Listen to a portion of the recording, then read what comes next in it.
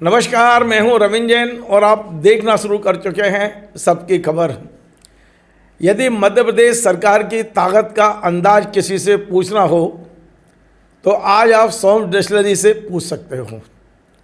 High court के order के बाद भी आखिर राज्य सरकार ने सौंफ डिस्टिलरी को आबकारी टेंडर की प्रक्रिया से बाहर का रास्ता दिखा दिया। खबर बहुत मज़ेदार है, खबर रोचक भी है, आपको सुनना चाहिए। दरअसल आप जानते हैं कि सौंफ डिस्टिलरी और राज्य सरकार के बीच में कुछ तो तानातानी चल रही है।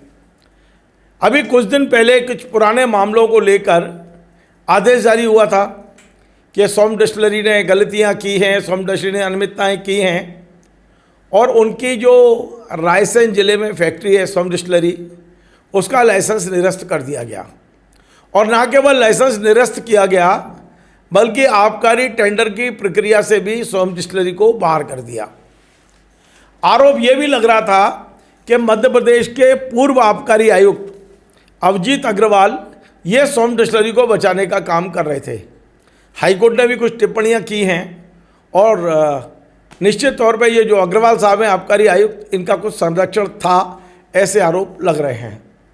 लेकिन फिलहाल राज्य सरकार सौंफ डिस्टिलरी से नाराज है। किन मुद्दों पे नाराज है, क्या कारण है, राज्य सरकार का कितना नुकसान सौंफ डिस्टिलरी ने किया, मुझे कोई जानकारी नहीं है। लेकिन राज्य सरकार ने सौंफ डिस्टिलरी को टांग दिया है यानी कि बिल्कुल उनको खपा है। हमने देखा था कि कई बार सौंफ डिस्टिलरी सरकारों की प्रिय बन जाती है और कभी कभी ये माहौल भी बनता है उनके लेकर। लेकिन फिलहाल सौंफ डिस्टिलरी मध्य प्रदेश की सरकार के निशाने पर है, इसमें कोई दो राय नहीं। अब सौंफ डिस्टिलरी आबकारी प्रक्रिया से बाहर होने पर हाईकोर्ट गई। सिंगल बेंच ने साफ साफ कहा कि टेंडर की प्रक्रिया में भाग लेना यानी ठेका लेना आपका कोई मौलिक अधिकार नहीं है। तो ये लोग घबरा गए और इन्हें जल्दी से डबल बेंच में लगाया। हाईकोर्ट की डबल बेंच में ना केवल प्रकरण लगाया गया बल्कि सुनवाई के लिए देश और दुनिया के बड़े वकील मुकुल रोहतगी जी ऑनलाइन सुनवाई में आए थे और ये सुनवाई डबल बेंच में हुई थी। जस्टिस विवेक रूसिया जी और जस्टिस प्रदीप मित्तल जी की बेंच में हुई थी। और इस बेंच ने आदेश दे दिया था कि जो एनआईटी हुई है, आबकारी के जो ठेके हुए हैं, उसकी धारा 3(1)(b) के तहत सौंफ डिस्टिलरी को ये जो प्रक्रिया है, टेंडर की प्रक्रिया आबकारी जो शराब के ठेकों की प्रक्रिया हो रही है, उसमें शामिल किया जाए। ये हाईकोर्ट की डबल बेंच का फैसला है। मैं आपको फैसला स्क्रीन पर दिखाता हूँ।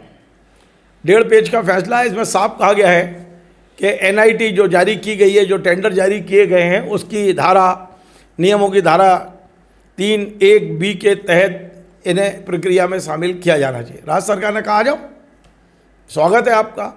सौंफ डिस्टिलरी ने टेंडर डाला। अब जब ये टेंडर डाला तो उनने टेंडर में लिखा कि हमारे पास डिस्टिलरी है, यानी आसवानी है उनके पास। यहीं वो मात खा गए। उनके पास डिस्टिलरी है, इसमें कोई दो राय नहीं, लेकिन वो डिस्टिलरी चल नहीं रही है, उसका लाइसेंस निरस्त है। तो सरकार ने कहा कि आप लाइव डिस्टिलरी बताइए, चलती हुई डिस्टिलरी बताइए। तो चलती हुई कहाँ से होगी जब लाइसेंस तो सरकार ने निरस्त किया है। तो चूँकि चलती हुई डिस्टिलरी नहीं है और इस नियम के तहत जिनके पास डिस्टिलरी है वो टेंडर तो कर सकते हैं, लेकिन लाइव होना चाहिए, चलती हुई होना चाहिए। यहाँ मात खा गए और सौंफ डिस्टिलरी को फिलहाल पूरी तरह आबकारी प्रक्रिया से बाहर कर दिया गया है। एक बड़ा झटका है क्योंकि सौंफ डिस्टिलरी इस मध्य प्रदेश की, उत्तर भारत की एक बहुत बड़ी शराब कंपनी है जिसका कई राज्यों में काम फैला हुआ है, लेकिन वो अपने राज्य में ही सरकार के निशाने पर आ चुकी है। अब आबकारी आयुक्त जो नए हैं दीपक सक्सेना जी, वो नियमों के बड़े पक्के इंसान हैं, इधर उधर भी नहीं होते हैं। तो उन्होंने भी कहा कि ठीक है, हाईकोर्ट ने ऑर्डर दिया है, उसका भी पालन हो गया और इनको बाहर का रास्ता दिखाना था, नियमों के तहत वो भी कर दिया गया है। फिलहाल पुनः एक ही बात कहूँगा, सरकार की ताकत का अंदाज लगाना हो तो सौंफ डिस्टिलरी के संचालकों से बात जरूर कर लेना। नमस्कार। Join the next be the best, Bundelkhand का सबसे विशाल और आधुनिक विश्वविद्यालय ज्ञानवीर यूनिवर्सिटी ये सिर्फ एक यूनिवर्सिटी नहीं, ये है आपके सपनों का लॉन्च पैड। यहाँ मिले आपको smart classrooms, modern campus, updated labs और एक्सपीरियंस्ड फैकल्टी। हर स्टूडेंट को मिलता है कॉन्फिडेंस, ग्रोथ और एक ब्राइट करियर का प्रॉमिस। नए सेशन के लिए एडमिशन ओपन है, तो इंतजार कैसा? आज ही कांटेक्ट कीजिए।